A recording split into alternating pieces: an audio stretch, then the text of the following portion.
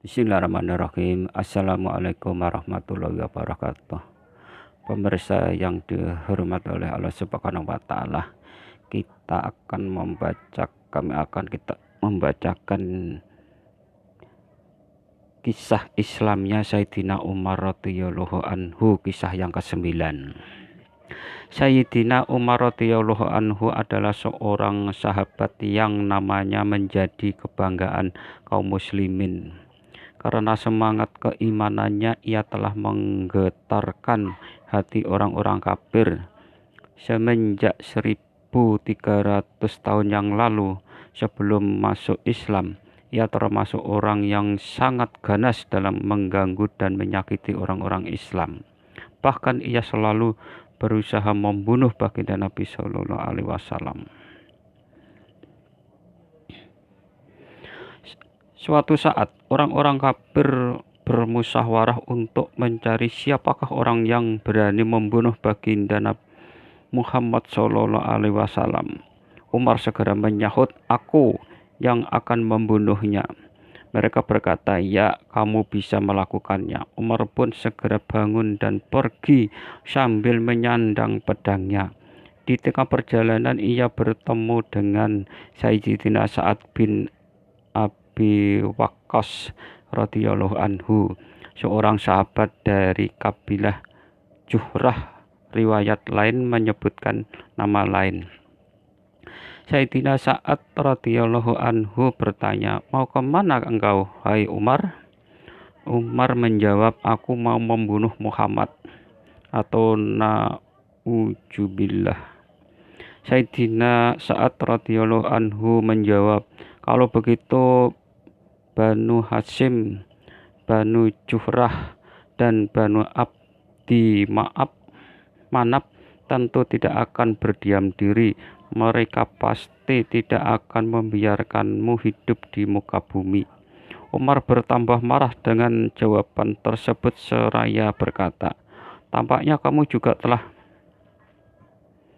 meninggalkan agama kita dan menjadi orang Islam. Jika demikian, kamu akan kubunuh lebih dahulu." Sesudah berkata demikian, Umar menghunus pedangnya. Sayyidina Sa'ad radhiyallahu anhu menyahut, "Ya, aku memang telah masuk Islam." Dia pun langsung menghunus pedangnya. Ketika keduanya hampir mengayunkan pedangnya, Sayyidina Sa'ad radhiyallahu anhu berkata, "Wahai Umar, terlebih dahulu telitilah kabar tentang keluargamu. Saudara perempuanmu dan iparmu juga telah masuk Islam." Mendengar hal itu, Umar amat marah dan langsung pergi ke rumah saudara perempuannya.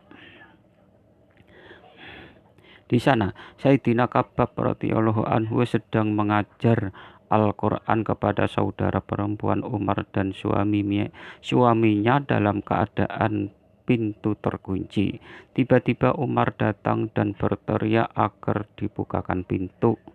Mendengar suara Umar, Sayyidina Khabbab radhiyallahu anhu segera bersembunyi ke dalam, sehingga lembaran-lembaran ayat-ayat Al-Quran tertinggal di luar.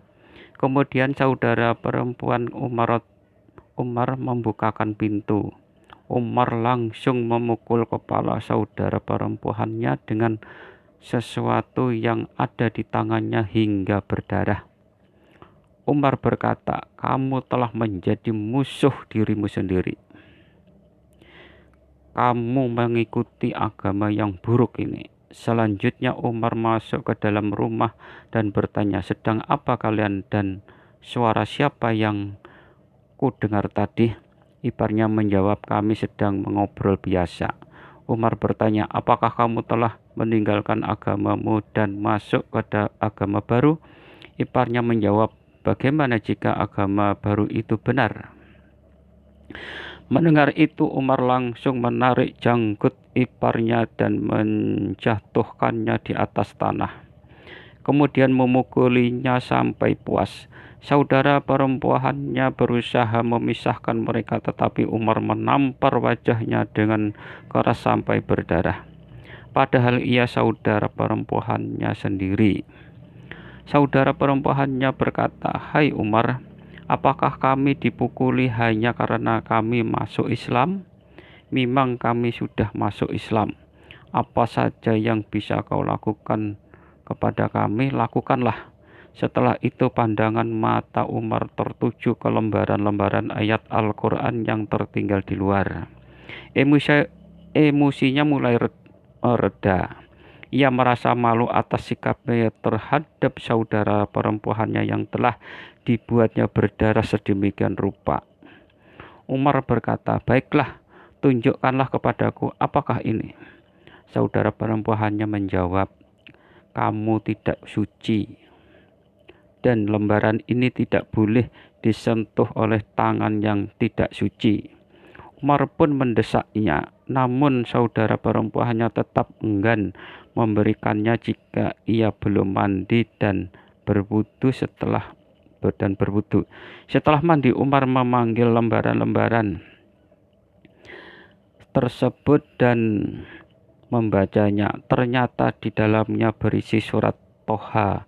Ia terus membacanya hingga ayat "Innani anallah ilaha illa anna fa'budni wa aqimis sholata lidzikri."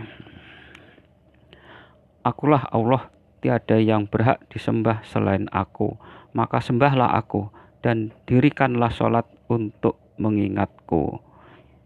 QS Toha 14. Selesai membaca ayat-ayat di atas, keadaan Umar langsung berubah. Ia berkata, "Baiklah, kini pertemukanlah aku dengan Muhammad."